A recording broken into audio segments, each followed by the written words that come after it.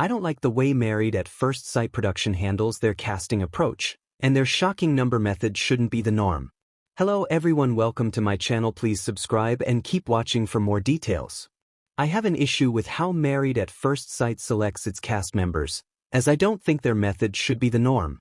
Married at First Sight Season 18 ended in March 2025, and it was the most dramatic season yet due to scandals, divorces, and post-season showdowns. The season was set apart due to a cheating and couple swap situation that happened between Madison Myers and David Trimble, who left their original spouses, Alan Slovic and Michelle Tomlin, to pursue a relationship with one another. The couple were then rewarded with airtime.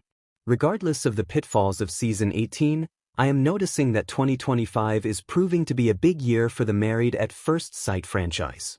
MFS has always been a Lifetime network show, but it has been taken over by Peacock, and MAFS Season 19 is being produced and delivered on the new network. While I see this change as positive, it doesn't detract me from the notion that MAFS has its casting strategy all wrong, leading to several core issues happening in the show. I also don't think their casting approach should be the norm going forward. MFS production has notoriously made poor casting choices. I see MAF's poor casting strategy coming across in the caliber of people they ultimately showcase during the seasons. MFS premiered in 2014, and it originally highlighted the marrying a stranger journeys of 3 couples.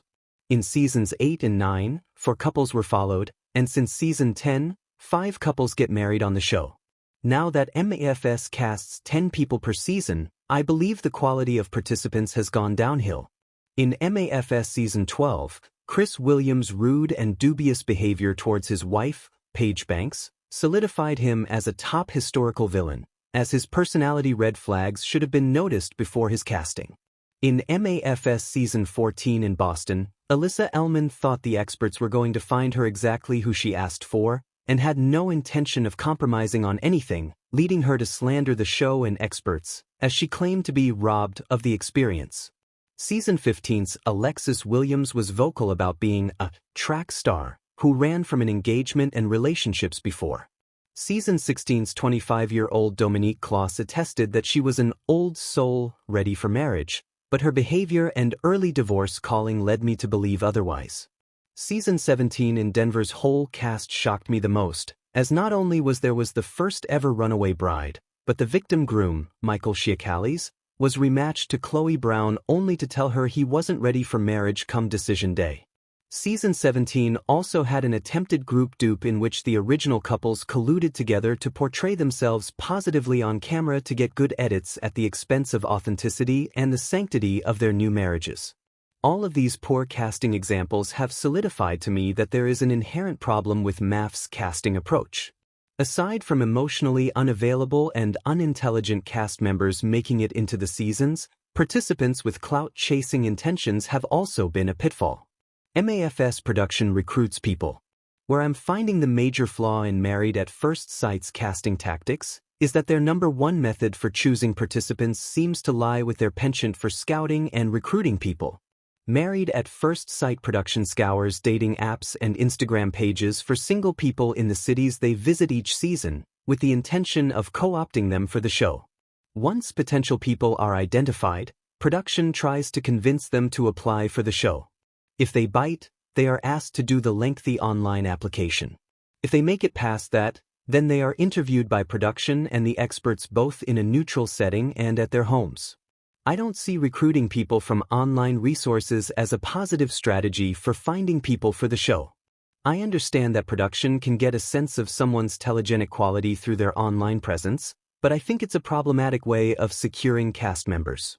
By scouting people, the element of ensuring people are marriage quality and serious about the process is murky.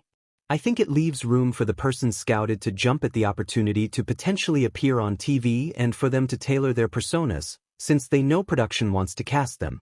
Reality TV cast recruitment hasn't worked on other shows.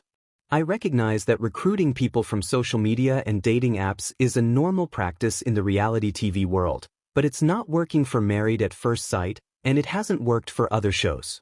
Love is Blind notoriously casts clout chasers and people who have no business being in serious relationships due to their personality and maturity flaws, and it's led to mistrust from viewers about who is appearing on the show. Too Hot to Handle also has a poor success rate at making matches, and that's underscored by the way they get people for the show. There are better ways for MAFS production to cast people. It's not lost on me that viable organic applicants are hard to come by in each city that Married at First Sight visits. However, I don't think production is trying hard enough in that aspect. But with the platform switch, Peacock should be able to capture a wider applicant pool since it's a major network.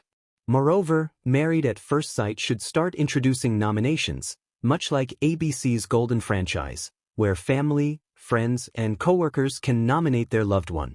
I believe recruiting should be a last resort for the show, as there are better methods to getting solid cast members.